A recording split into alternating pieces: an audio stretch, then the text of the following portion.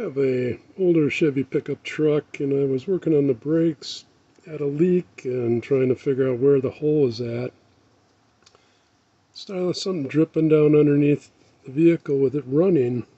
It didn't leak when it wasn't running, but when it was running, it leaked. Looked around, tested the fluid. I'm like, that's not brake fluid, it's oil.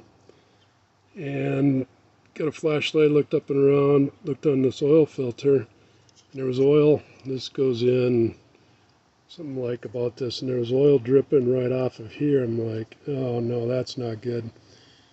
Oh, I'm thinking it was maybe where this screws in, there's actually an assembly, and there's some gaskets could be leaking there.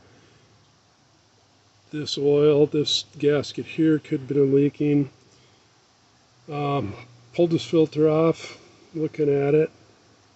You can see here that it's bubbled up, and I'm guessing that failed there, rusted somehow.